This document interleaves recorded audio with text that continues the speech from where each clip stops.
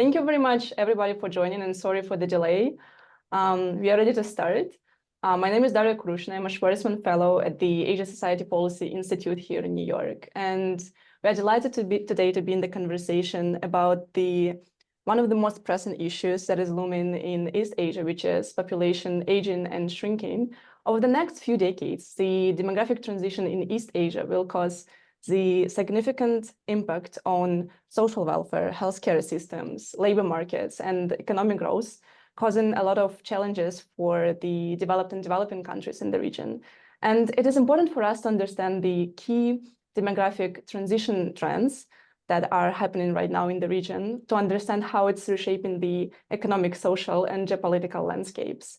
Today, of the questions, I'm delighted to be in the conversation with Jennifer Sciubba, the President and CEO of the Population Reference Bureau, and also the author of 8 Billion and Counting: How Sex, Death, and Migration Shape Our World. Andrew Oros, who is the Professor of Political Science and International Studies at Washington College, and also an author of Asia's Growing Security, Strategies of America's Asian Allies, Adversaries, and Partners, that will be published next summer, and we're really looking forward to it. And Troy Stangarone, who is joining us online. He's the director of Hyundai Motors-Korea Foundation Center for Korean History and Public Policy. Welcome, and thank you everybody for joining.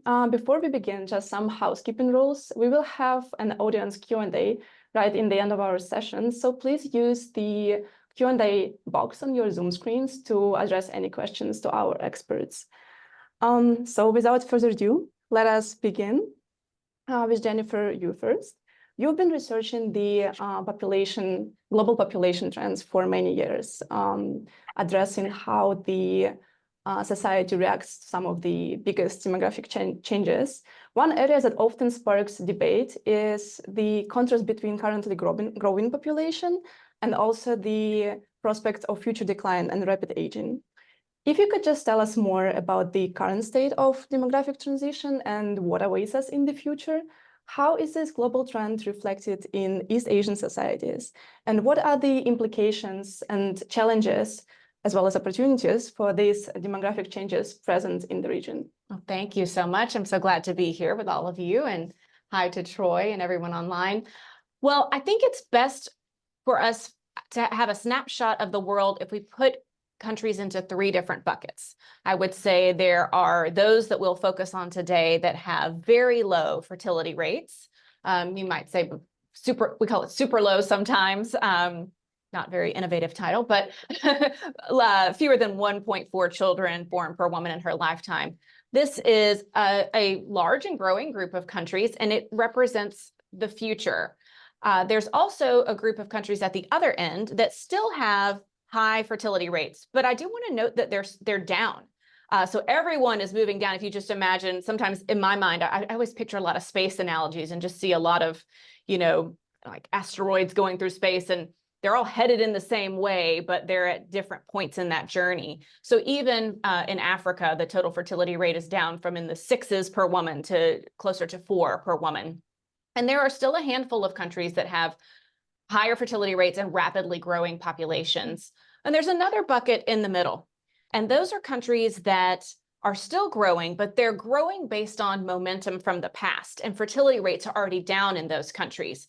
India is a great example of this. And this is the country that Paul Ehrlich famously wrote The Population Bomb about. So we think of India as having, this young, growing population with high fertility rates, but they have below replacement fertility. They're growing based on momentum from the past. And that's a lot of your middle income countries. So we're headed towards lower fertility, have been for a long time. Countries are at different journeys along this, and the furthest along is East Asia. So, I think one of the notable aspects of this is there's no theoretical bottom to how low fertility rates go.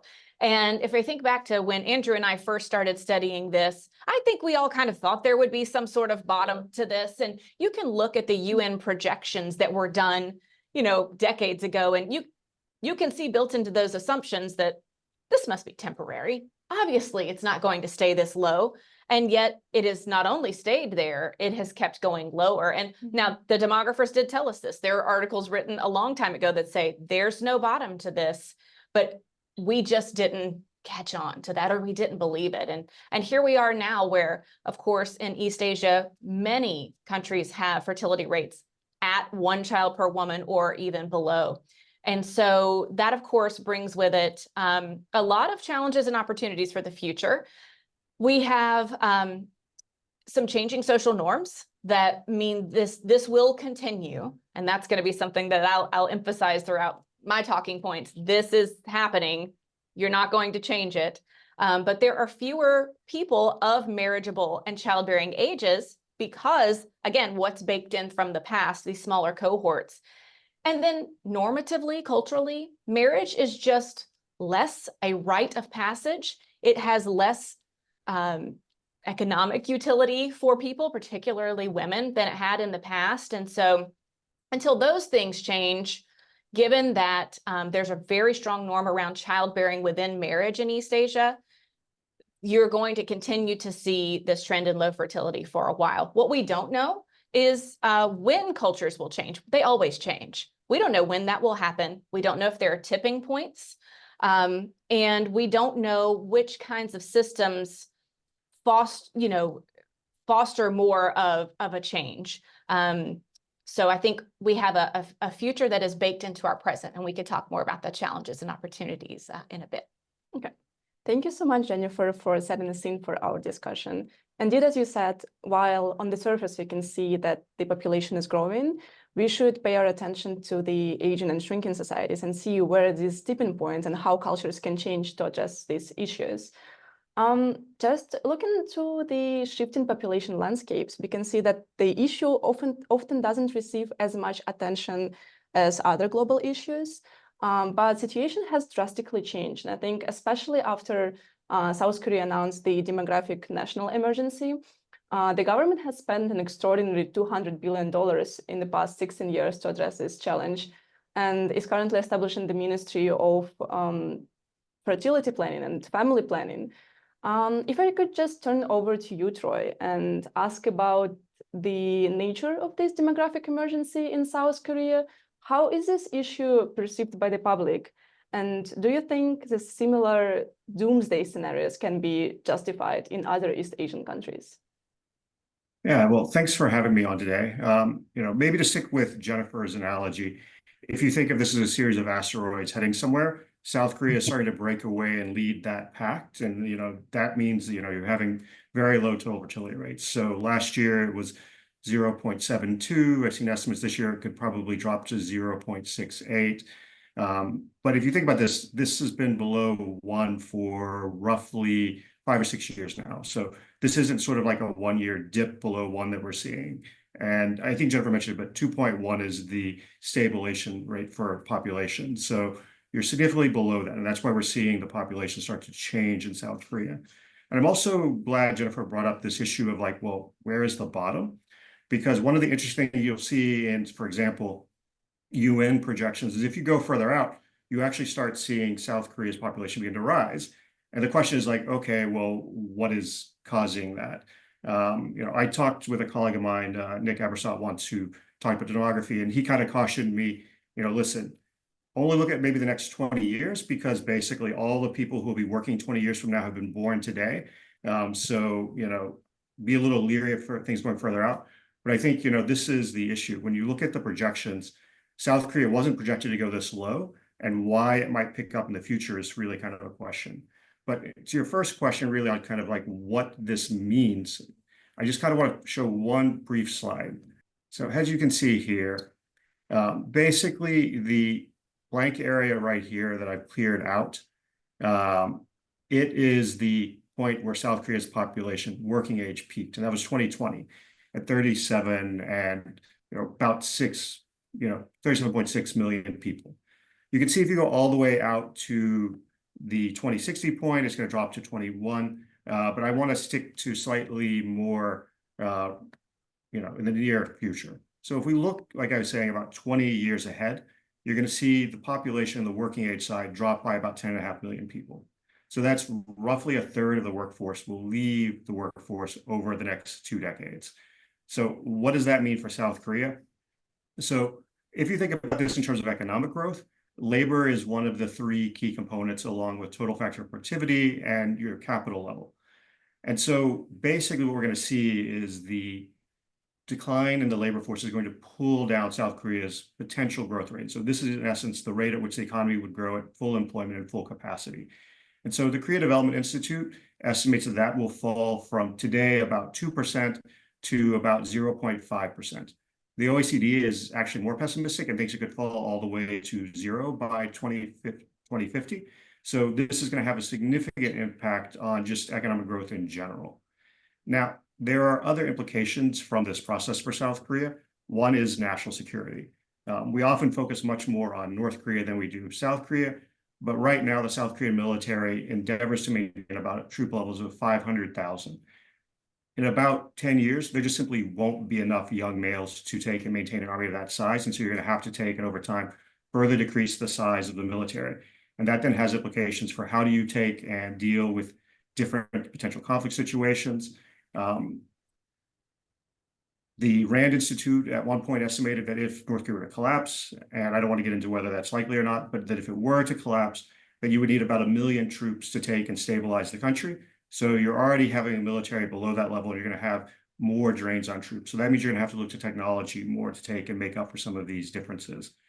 In terms of the old age dependency ratio, which is basically how many young people are required to take and pay for things like Social Security or, retirement pensions and healthcare in South Korea, that by 2050 will be at 70%. So that means you'll be closing in on needing almost one worker to cover the retirement benefits and healthcare of one retiree, which is going to take and start placing social pressure within the country because it'll be difficult for one individual to take and carry that load.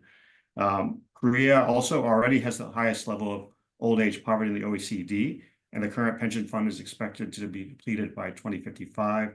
So that is going to take and place more financial stress on the government. And if you look at estimates by the OECD in terms of GDP debt, right now it's a little bit over 60% today, but debt to GDP is expected to rise to 150% by 2060.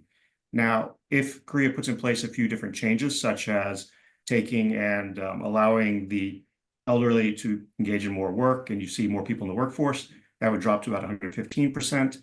If the retirement age were to be increased slightly, or you would take and see an increase in youth employment, female employment, immigration, you could actually almost get this down to where debt to GDP would stay relatively stable. So those are some different options they have. But ultimately, to your second question of how do you see this, this is a collective action problem. If you look at polling, for example, by the Federation of Korean Industries from earlier this year, 7 in 10 Koreans believe that declining demographics will take and cause an economic crisis. But if you move this to more the personal level, how people view their lives themselves, you also see from a survey by the Ministry of Gender Equality and Family that 6 in 10 Koreans between 18 and 24 don't believe children are necessary after marriage. And also about 40% of them don't believe that marriage itself is necessary. A separate poll commissioned by the Presidential Committee on the Aging Society and Population Policy found that a little over 50% of those between 19 and 49 aren't even interested in getting married. So basically you have a younger generation and many of the marriageable age people who don't see marriage as part of their own future. So I think this is a really difficult challenge for South Korea, but it's one to where there are significant economic implications, there are national security implications, but it's also one that while people, I think on one level, realize the challenges they face, on a personal level, it's not something to where they see it as part of their lives to take and perhaps go and have another child or have a first child. Thank you so much, Troy, especially for describing the economic and social situation in South Korea. This is really doomsday trend, as we can see right now. But if we could just take a step back and look at the geopolitical situation, geopolitical landscape of the issue, with the shifting perspectives in the region right now, with the intensifying partnership between Japan, South Korea, and the United States, and also the deepening of no-limit friendship between China and Russia, and also the geostrategic positioning of Taiwan in the Indo-Pacific. If we could just turn over to you, Andrew, and ask, how do you see these demographic changes affecting the national security goals and also the foreign policies of the key global actors? And in your opinion, how the population aging and shrinking will further affect the geostrategic balance in the region? All right, that's a good bucket of questions. I'm happy to have been teed up by two global experts on this, and in Jennifer and Troy. I want to build on the idea that different areas are also changing in addition to demographics. So I think Troy and Jennifer talked a lot about the social aspects of change. So for example, older people may be working longer. We may see different views of immigrants, different views of female labor. Another element I'd like to introduce is technology change, which of course has a lot to do with the economic aspects and social, but in the military security, that's especially the case. So in putting demographics aside just for a moment, we see that the most advanced militaries of the world are doing more and more through automation and using technology to replace labor, which has nothing to do with demographic trends. But then when you map back on demographics, that actually creates a much more positive picture for a country like South Korea, Taiwan, Japan, and also China, all countries that have shrinking populations. So I think that we have to think about the intersection between demography, shifting technology, and also changing geopolitics. So I'd focus on really three big things. You mentioned about increasing partnerships. So I think we see that countries realize that with shrinking populations and challenges of getting labor,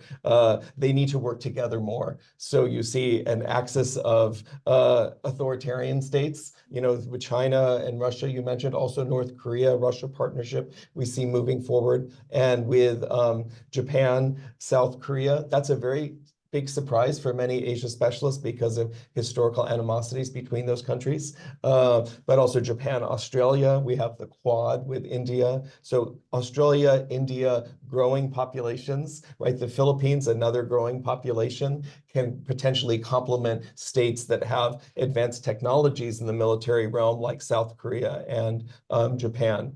Two other things that I see in the shorter term is as lots of states are investing in new technologies, they're spending more. And so at least visually, it looks like a kind of arms race going on as states all are adjusting to new demographic realities. And so that I think creates uncertainty and unpredictability.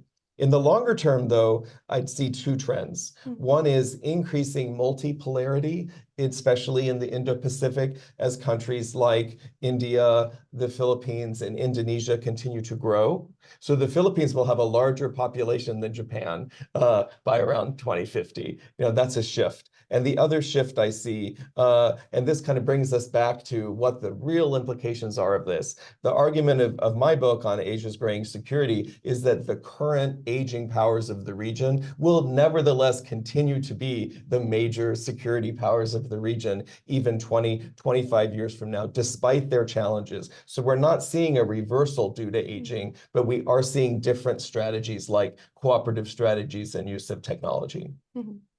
Thank you very much, Andrew, for describing the geopolitical landscape in the region. If you could just return back to the domestic situation and look at the various policies that are implemented by East Asian countries to counter low fertility rates and also address the population aging, especially South Korea and Japan that started to invest in this issue and address this issue relatively early in the decade. Yet despite their efforts, we can see that the fertility rates are continuing to decline, with some governments even resorting to such measures as state-sponsored matchmaking. So with all that being said, can I just turn over to you, Jennifer, and ask what are the sufficient policies for these issues? What should be the government's priorities to address low fertility and population aging more effectively? And why do cash bonuses and longer maternity leave not work? Well, great question. I think it's we should actually think of policies that address low fertility and policies that address population aging separately, because one is the former of those policies to address low fertility says population itself is a problem. People, women, not having enough babies is the problem, and therefore our policies are going to target reproduction. The other, population aging, says these are the cards we've been dealt. We actually know what the next hands look like, and we are going to readjust multiple areas of our society to deal with the reality. So I think one is living not in reality, that's policies to address low fertility, and the other acknowledges reality. It is too bad that the approach most often is the former. It is not in reality. And if I could have policymakers do one thing, it would be to stop focusing on trying to turn up the dial of fertility and instead deal with the reality. Now, but I know everyone wants to know about low fertility, so let's just talk about it. So why would cash bonuses not work? Well, if you are listening, how much money would I have to give you to have a baby? How much would it take? I'm a mother of two. We joke all the time about how my eldest son, he woke up screaming every morning for 4 years. I don't know. We don't know why. Like, that was just how he woke up. He's a lovely child. I would, and I don't want to discourage anyone from having kids. He's fantastic. We love them. We would double them all the day long. But the reality of it is, money was not going to get me out of some of those stresses. And so I think treating cash bonuses, even maternity leave in some ways, treats this as a purely economic issue. And if you think about the reasons people do or don't have kids, or when they have them and how many they have, it is a long, complicated list. We could take our notepads here and do some pros and cons, and it's not whichever side is longest wins. It can be a random factor. And so, many times the cash is not enough. Younger people today are really, around the world, cross-culturally, they're struggling to be employed the way they expected to be employed. Housing is a major issue. And, guess what takes up a lot of room? Families. So the cash is often not a meaningful enough amount. But I think the bigger issue is gender is not centered in any of these policies, and it should be. Because, if you're going to say, Singapore, for example, just pushed through, instead of 2 weeks of mandatory paternity leave, and mandatory is actually useful because it says, let's shift that norm. It's going to be 4, and it's going to be phased in over a couple of years.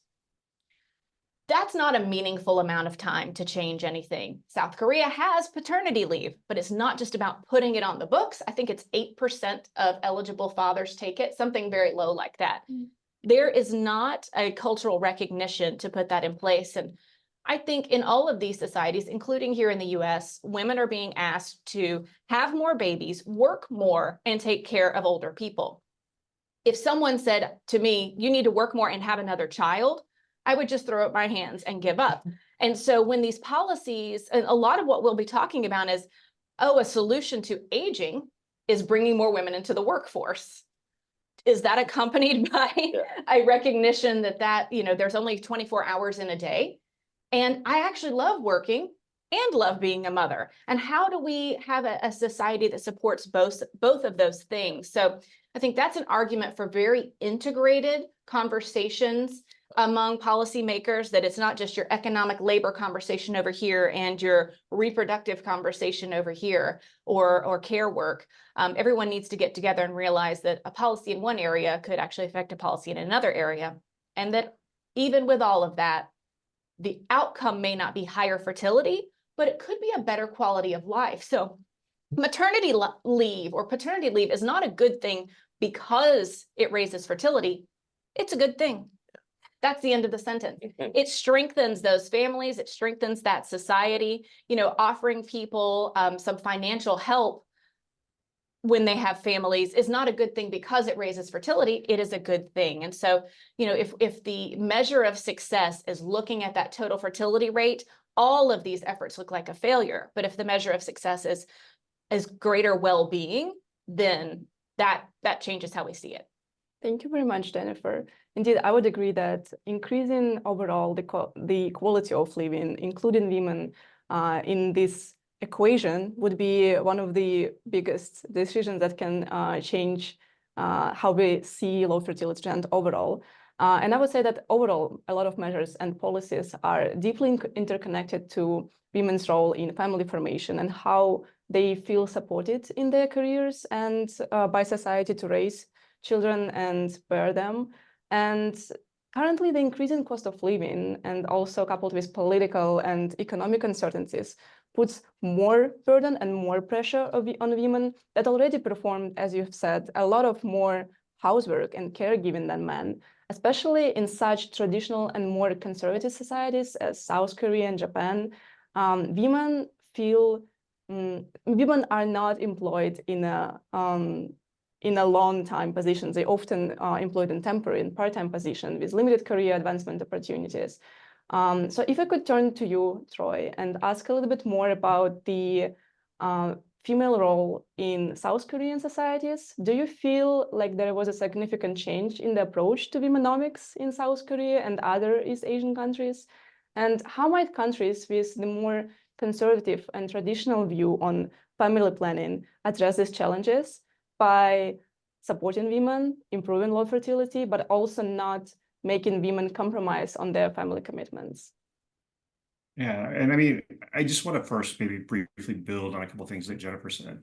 One, I realize that she's right. This isn't just a financial cost, but it reminded me of when Park Geun-hye was president about 10 years ago, and they realized they needed more support for childcare. And so they started giving families funds to pay for daycare. And they ended up finding that they vastly underestimated the amount of funds that were needed, and there was only enough funds in the budget for about 3 months of daycare. So in essence, families were able to take and have a few months of daycare, but then the money went dry. And so these are large economic costs, even if you only look at this from an economic component. And in South Korea, because education is so prized and it's the key way to take and really sort of advance through society, there is a lot of money that's put into basically, they're called hagwons, but basically after school education, to where kids are there from the end of their school day till about midnight at night. And so it makes it very difficult to take and really be able to afford to do that for multiple children, let alone maybe even one child, just because of all the money you're putting into one child's education. And so you have these different challenges. But I mean, ultimately, Daria, what you raised, this is a critical part of the question of how do you take and sort of change this perception within societies? And it's a critical part of the puzzle in addressing, this challenge, because, for example, prior to the pandemic, so in 2019, the IMF calculated that if Korea could simply raise the female labor force participation to the same as male participation by 2035, it could add 7% to its overall GDP. Now, to try and put that in context, that in essence was basically what South Korea at the time was spending on healthcare for the entire country. So simply getting more women into the labor market would have paid for South Korea's healthcare costs. Now, at the same time, are we seeing attitudes on, women change? And we've seen specifically Abe push the idea of womenomics, and we did see some success there. We've seen participation rates since about 2012 really grow. Participation jumped from 64% to 75%. In South Korea, we've seen the labor force participation rate for females roughly stagnate at around 55%. It was only at 52.9% back when the IMF did their study. And so really, when you look at this, the male participation rate is about 73%. That's significantly below the male participation rate when you look at the female side of the equation. And so what do we do, and how do you take and start to change the society? If we look at some polling done, and this was just in Seoul, I think attitudes are starting to change. About 75% of people in Seoul think that childcare is an onerous burden on women, and 60% believe that parental leave for men is one of the solutions. I'm not sure that that's the full solution, because clearly there are going to be care needs later on in life after that first, few months of the child is born. But I think starting to change the attitudes is important. On the corporate level, for example, I know some of the chaebol are starting to take this more seriously. You have a situation to where a colleague of mine, his wife works for one of the chaebol, and she was given significant time off after the birth of her child. She was also given daycare support at work. So some of the companies are to take on, but it's going to be difficult for the SMEs, the small and the medium-sized companies, to really take and do that as well. And this is where you're going to need more government support to come in. So part of this is changing simply the approach, I think, on the corporate level on how they try and manage these situations. Some of this is going to be needing government support as well. And some of that will be through the government saying, women are an important part of our labor force. They're an important part of our country. They're an important part of our economy. and that we need to take and integrate them more to start sending publicly the message that it's time for society to start shifting some. I do think this will take time. If you look at a country like South Korea, one of the things I think we often forget, we look at Seoul, we look at South Korea, and we see this highly advanced, highly developed society. This is all happening in essence in one person's lifetime. There are still people alive today who saw the Korean War, who realized the abject poverty that Korea was in at the end of that war, and have seen Korea's rise from poverty to being one of the world's largest economies. So I think part of this shift is going to be challenging simply because so much has happened in South Korea over such a short, compact period of time that it will be challenging to adjust, and that we need to take and sort of factor that in as well. Thank you so much, Troy. I want to raise a topic for discussion concerning also the female empowerment. I think like female empowerment is one of the positive shifts that we can see in the society, but there will be definitely negative shifts that we cannot avoid, such as the decrease of younger population. And if I could just turn over to you, Andrew, and ask more about how the demographic transition affects the social change in the countries. We've seen student-led protests in Bangladesh, the country with relatively young population where median age is around 26. In contrast, Japan has median age of around 50 years, which is twice as much as in Bangladesh. How do you see the population aging affecting the social and political landscape, especially in the regions where the movement for change and for the democracy is typically led by younger populations, such as we see right now happening in Bangladesh and is, as we've observed before, happening in South Korea and Taiwan? Right. Yeah, thank you. I think it's very important as listeners think about this topic to realize the diversity of aging and demographic shift within East Asia. So in Northeast Asia, we do generally have this rapid aging and population shrinkage, but in East Asia as a whole, especially in the southern part of East Asia, you see a number of quickly growing populations, whether it's in India or Indonesia, Bangladesh, the Philippines. There's quite a few. Although, as Jennifer noted, overall, eventually all of the studies have aging taking place, but from much different baselines. So in terms of the effect of youth populations, especially in places where there are still youth bulges, there's a potential for a lot of economic growth through what demographers call a demographic dividend. There's tremendous opportunity, but we do see different attitudes of younger people. But what I'd like to introduce that links somewhat to what Troy said about South Korea and seeing, essentially three identifiable generations in South Korea today, the people who remember the Korean War generation, the generation that pushed for democracy, which was a lot of youth activism, right? And then the generation that inherited that democracy. We see really identifiably different attitudes among those three groups.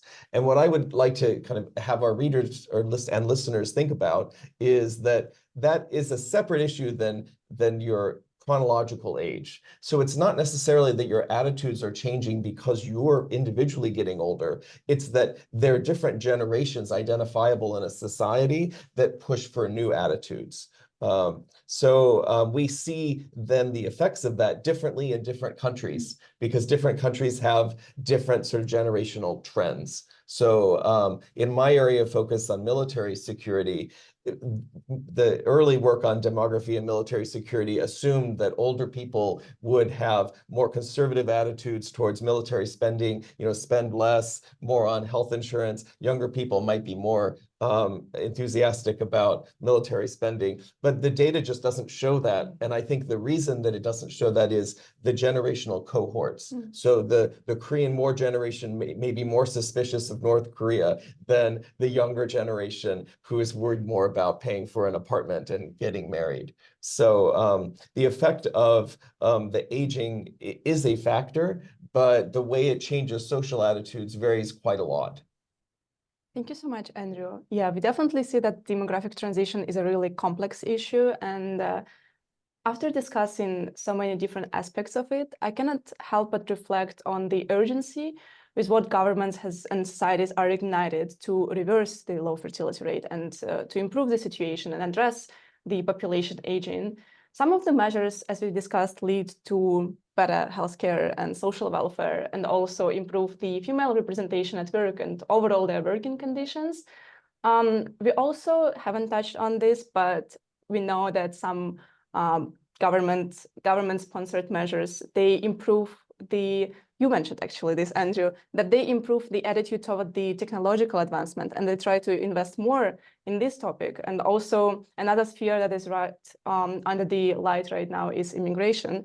With all that being said, and all the positive and negative impacts affecting the demographic transition, I would just want to ask the closing question to you all. Do you feel that the demographic transition that is happening currently in East Asia truly an emergency? And if so, how serious the situation is, especially for the region's economic vitality? You know, if I could start on that, I'd just like to say that I think in terms of morally thinking about people living in a situation, especially younger people, where they feel like they can't get married or they can't start families because of social structures that are created. I do think that that's an emergency. And so I support that in South Korea, as seen by this webinar, has drawn more attention to this issue. And I think that it may have the positive impact of doing what Jennifer suggested, to see this as a totality rather than just, you know, a series of spending a little more money. So in that sense, I do see this as an emergency. But in the broader sense, what I see in the work in my forthcoming book that looks at 16 countries that are growing and shrinking, and I see many, many solutions to the specific challenges that countries are facing, whether it's through new technology, it's through increasing workforces, through more older workers, more diversity of like acceptance of different types of people working in jobs, and immigration, which is an issue that Troy brought up briefly. So I think there are many solutions, and I worry that by calling it an emergency, it will cause people to throw up their hands and say nothing can be done. I think what we see from the diversity of aging countries is that a lot can be done. And maybe though calling it emergency is going to push that to the next step. Thank you very much, Andrew. Who would like to address the next? Yeah, so I think I agree with Andrew on one level. We need to remember that there are certain key things that are challenges right now that we need to address, and some of them will indirectly feed into the demographic issue, but aren't necessarily tied to that. So if you take South Korea, youth unemployment is a major issue. It's about 10% below youth employment levels in the rest of the OECD. But at the same time, in South Korea, you have a population that is, the young population at least, is more educated than anywhere else in the world. It has the highest level of tertiary education in the OECD. And we're talking about the vast majority of young people all have at least a college degree. So you have this highly skilled workforce. You have a workforce, to be honest, to where the women are now more educated on the younger cohorts than the men. And so you have the situation where you have a lot of economic talent, that if you can get that into the workforce, that will start addressing the economic issues. If you start addressing the economic issues, if people have good jobs, they have better paying jobs, that makes housing more affordable. You know, it starts getting into some of these other issues. And so if you can start dealing with things like housing costs, if you can deal with employment issues, if you can start trying to create higher quality jobs, you know, South Korea also, one of its strengths has been manufacturing, and it's still one of the world's leading manufacturers, but that has come to the detriment of the services sector, where it is very unproductive and you don't have good paying jobs, and most people work in the services sector. If you can improve productivity in the services sector, you can improve a lot of people's lives. That doesn't mean everyone will have a child or decide to have a second child, but more people might feel they're able to if they want to. And so if you start addressing these different issues and making life better for people right now, that will take and help start addressing the issue. The one area where I think I would maybe take a slightly different approach from Andrew is that, you know, as I said earlier, we know basically how many people are going to be in the workforce 20 years from now. And so this is something that it's a long-term crisis that has a society South Korea is going to have to deal with. They're going to have to start making decisions on, you know, how generous are we going to be on old age pensions? How are we going to deal with healthcare? Are there things we can do to, and I mean, this is once again, it's back to economic growth, boost growth in a way to where we can afford some of these issues and everything. And so I think in that sense, it is a crisis in that because I don't see South Korea, or to be honest, Taiwan, Japan, or China having significant immigration over the next 2 decades. And so they're going to have to figure out, based on the population they have, how you start dealing with what the longer term consequences of this are going to be. And so in that sense, I think it is. But I agree with Andrew, it's not a crisis today, it's a crisis over a long period of time. Thank you very much, Troy. Over to you, Jennifer. Well, is this an emergency? I think on the one hand, part of what Andrew said about the social structures points to a yes. So I often think if you told me about a theoretical country and you said, all you told me was that this country had a total fertility rate of 6 children per woman, I would not need to know anything else. And I'd be able to give you a pretty good snapshot of that country. I would say that, probably women do not have a lot of rights, opportunities to earn money outside the home. They probably have low education overall. It's probably a society with high infant and maternal mortality. Very likely it's not a democracy. Maybe it's in conflict. That number itself is an indicator of other things in the society. I have really started to wonder, now that we see more and more countries with these super low fertility rates, below 1 per woman, if that is not also an indicator of something in society not being optimal. And I think this speaks to what you said. So, one way to put it from a very feminist lens is to say women do not want to reproduce the structures as they are. Yes. And so something needs to change so that it is serving all the members of the society. So in that sense, I think it might be useful to use language like emergency or to bring in some alarm, because it says something's not right. On the other hand, I worry a lot, especially within the last year or two, about invoking such alarm and using a term like emergency, because when there is an emergency, we know as students of history that means that governments can do whatever they need to do to solve the issue. I often think about Indira Gandhi, and there's being an emergency there, and then there's forced sterilization that comes out of that. What happens if policymakers take seriously that this is a demographic emergency, aka a reproductive emergency? What happens to women's rights? What happens to contraceptives? What happens to choice?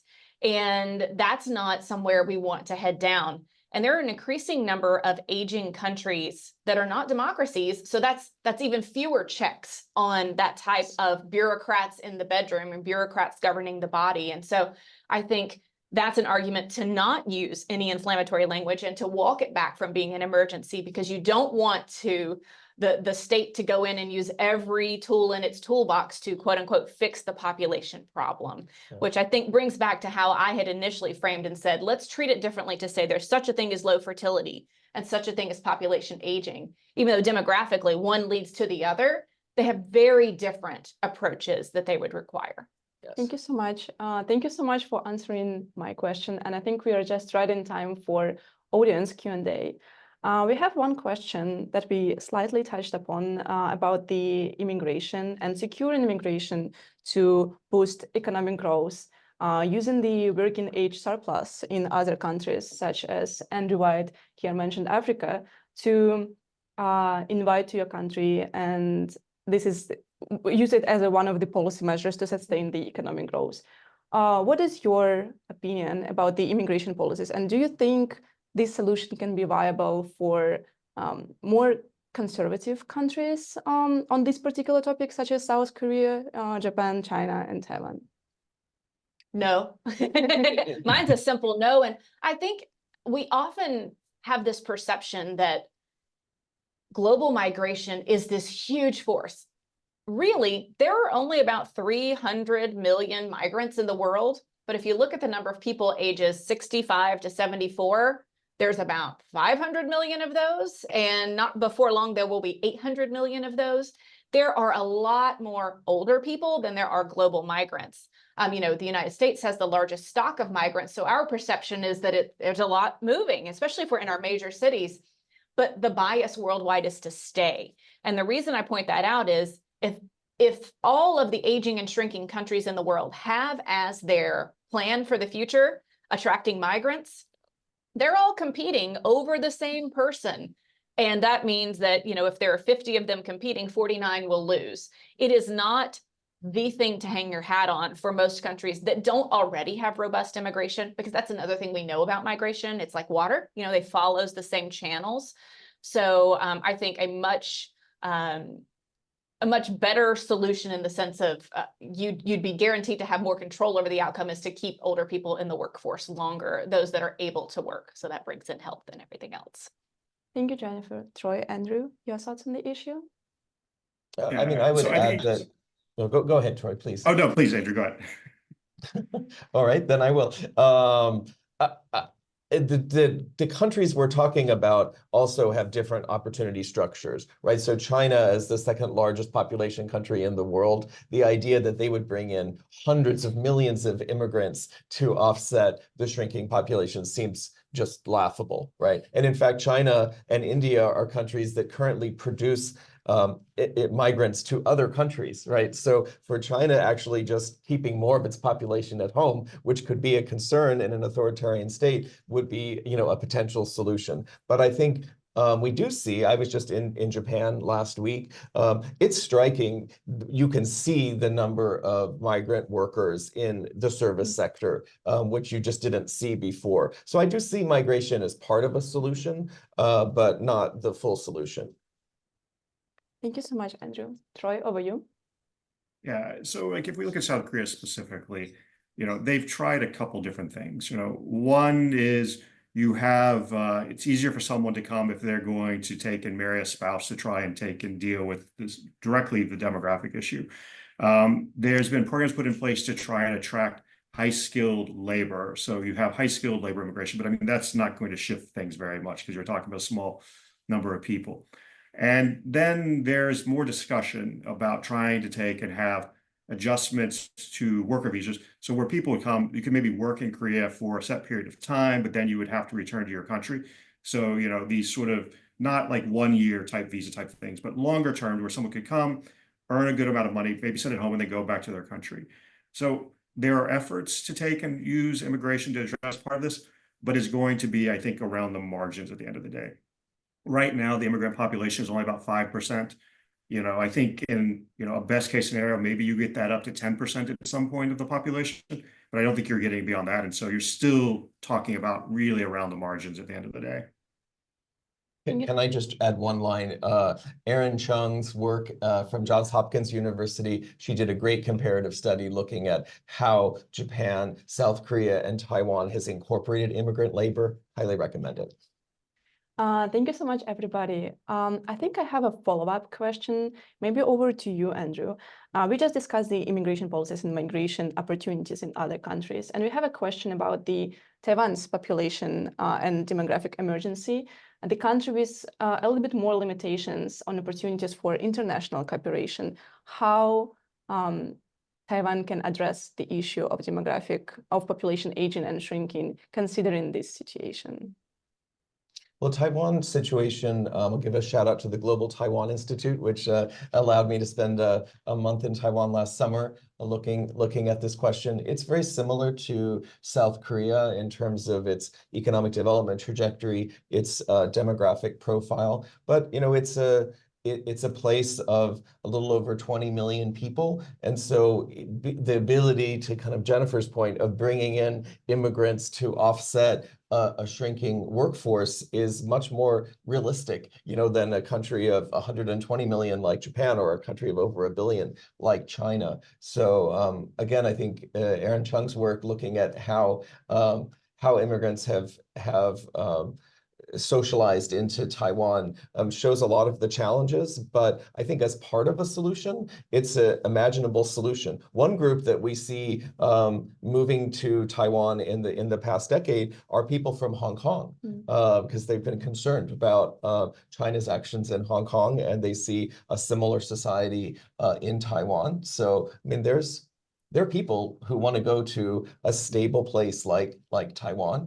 And remember, I mean, think of the big picture here. You know, what is causing this so-called problem is that in especially Northeast Asia, people are living dramatically longer, healthier lives. So the problem is people are living longer, healthy lives. Lots of countries in the world would love to have that as their main problem. So when you look at a place like Taiwan or Japan or South Korea, in many ways, this is an attractive place to live. But I agree with Jennifer's point that places like Taiwan, Japan, South Korea are competing with Australia and with Canada and the United States and other places that have more of a history of immigration. They have immigrant communities, and that I think is going to be a challenge. But back to Taiwan specifically, as a smaller population country, I see more potential there.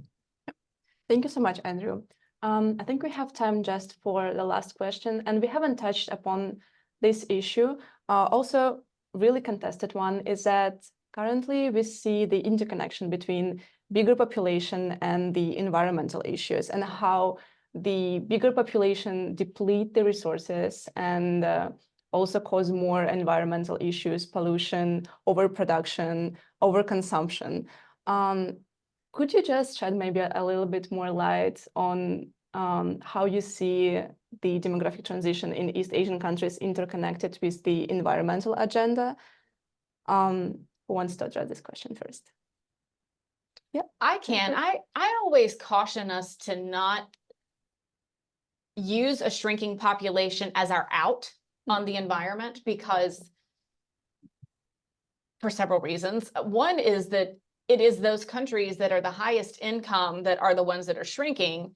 And the consumption part is really important. It's not just the number of people. And we all know that the simple, a child in India consumes so much less than, a child in Japan. But that's real. Mm-hmm. So it's not just the case that we're going to see an automatically healed world at the global level just because we are seeing these demographic shifts. We have to stay attuned to that. It's not an excuse for inaction, I will say. But I'm also concerned because it's not just an issue of high fertility rates either. That middle bucket of countries that I talked about at the beginning, these are countries where fertility rate is already below replacement level. So it's not just a matter of, let's say, curbing population growth to save the environment. It's already low, and yet the populations are going to continue to grow. And if we meet our development goals, the ones we have set really just down the road here at the UN, those incomes are going to rise tremendously along with their consumption. And so I actually find it much more useful to stop thinking of this as a relationship between population and the environment and switch it. Even though, it's complicated, and we have to recognize that if you're in Nigeria with this finite amount of land and you still use fuel wood for cooking and heating, and the population is growing so rapidly, of course there's a relationship between population growth and resource use. It's just that using these three buckets, I think, is a way for us to understand the complexity and the different types of policies that would be needed in order to actually have movement on the environmental front. Yeah. Thank you so much, Jennifer. And I think we're just right in time for us to wrap up the conversation.